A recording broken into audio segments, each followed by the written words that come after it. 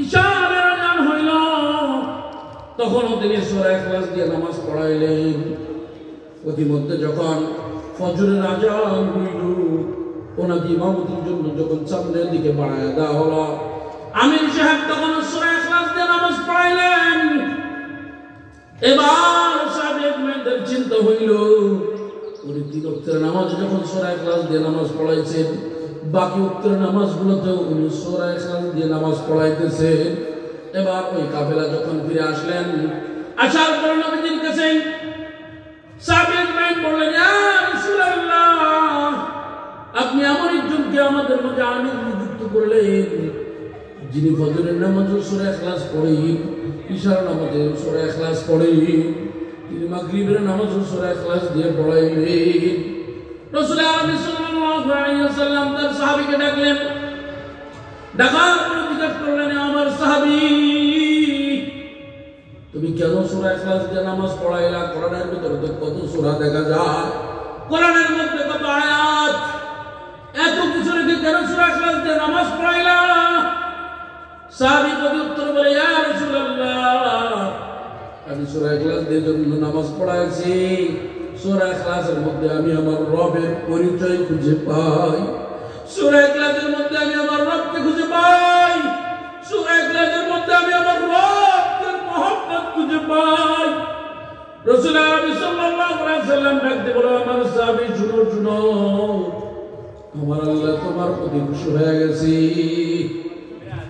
এজন্য প্রিয় ভাইরা, আমাদের যাদের সূরা ইখলাস মুখস্থ আছে, আমরা একটু সূরা ইখলাসের আমল করব।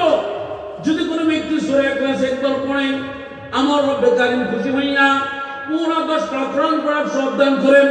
যদি কোনো ব্যক্তি সূরা ইখলাস 3 বার পড়ে, রব্বে কারীম খুশি হইয়া তাকে পুরো কোরআন খতমের সওয়াব দান করেন।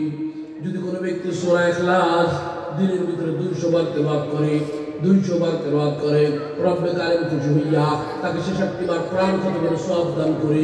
এমনকি সূরা ইখলাস এমন পাওয়ার দান করে, সূরা ইখলাস এমন শক্তি দান করে, সে গুনাহ করতে চাইলেও গুনাহ করতে পারবে না, তাকে গুনাহের কাছ থেকে ফিরিয়ে আনবে। এজন্য আমরা যারা পারি সূরা ইখলাস পড়ব। এই সূরা ইখলাসের মধ্যে আমরা আমার আল্লাহর পরিচয় খুঁজে পাই। এই সূরা ইখলাসের মধ্যে আমার রব তার পরিচয় বান্দাদেরকে জানায়া দেয়। ও প্রিয় ভাই, একটা ঘটনা দিয়ে আপনাদের কথা শেষ করব। সেটা হলো, এক রাজার প্রজার ভিতরে সমস্ত রাজপ্রাসাদের যত লোক উপস্থিত ছিল, তাদের সবাইকে বলা হলো, ডাক দিয়ে বলা হলো, শোনো শোনো, রাজপ্রাসাদে যে সম্পত্তি আছে, যে যেটাই হাত দিবে তা সে সেটার মালিক হয়ে যাইবে। রাজার ঘোষণা অনুযায়ী কেউ চাউলের গুদামে হাত দেয়, কেউ টাকার গুদামে হাত দেয়, কেউ গমের গুদামে হাত দেয়, কেউ অর্থ সম্পদের গুদামে হাত দেয়। যার যেটা প্রয়োজন সে সেটাই হাত দেয়, যার যেটার দিকে প্রয়োজন সে সেটার দিকে দৌড়ায়া যায়। কারণ রাজামশাই তো ঘোষণা দিয়েছে, যে যে জিনিসে হাত দেবে তাকে সেই জিনিসের মালিক বানাইয়া দেওয়া হবে। এবার ওখানে কালো কুচ্ছিতবাদী, ওটার মধ্যে একজন ছিল কালো কুচ্ছিতবাদী, সে মালিকের চেয়ার ধরে দাঁড়ায় আছে। কেউ চালুর গুদামে হাত দেয়, কেউ ডালির গুদামে হাত দেয়, কিন্তু কালো কুচ্ছিতবাদী রাজার সিংহাসনে হাত দিয়ে দাঁড়িয়ে আছে। রাজার সিংহাসনে দাঁড়িয়ে আছেন। রাজামশাই রাজপ্রাসাদের সবাইকে ডাকলো, সবাইকে ডাকে জিজ্ঞেস করলো, কেউ চালের গুদামে হাত দিয়েছো, কেউ ডালের গুদামে হাত দিয়েছো, কেউ অর্থ সম্পদের গুদামে হাত দিয়েছো। আমার পূর্ব ঘোষণা, যে যেটাই হাত দেবে সেটার মালিক তাকে বানিয়ে দেওয়া হবে। কিন্তু কালো কুচ্ছিতবাদী, তুমি বলো, তুমি কেন আমার চেয়ারে দাঁড়ায় হাত দিয়ে দাঁড়ায় আছো? কালো কুচ্ছিতবাদী বলে, এই চেয়ারের মালিককে যদি আমি পেয়ে যাই, এই রাজপ্রাসাদের সব সম্পদের মালিক তো আমি হয়ে যাব। কালো কুচ্ছিতবাদী বুঝলো যে দুনিয়ার রাজা কে যদি আমি আমার করে পাইতে পারি, দুনিয়ার রাজাকে যদি আমি আমার করে নিতে পারি, তাহলে রাজপ্রাসাদের সব সম্পত্তির মালিক আমি। ঠিক তেমন আমি যদি আমার রবকে আমার করে নিতে পারি, আমার রবকে যদি আমার করে পেতে পারি, আমার করে যদি নিতে পারি, তাহলে সমস্ত কিছু দুনিয়াতে যা দেখছেন মাখলুকাত সব আমার গোলাম হয়ে যাবে, সব আমার কথা শুনবে। আমার রব যদি আমার হয়ে যায়, আমার রিজিক নিয়ে কোনো টেনশন নাই, আমার জীবন নিয়ে কোনো টেনশন নাই, কারণ আমার রব যদি আমার হয়ে যায়, এর থেকে বড় কিছু আর আশা কারণ সমস্ত কিছুর মালিক তো আমার রব।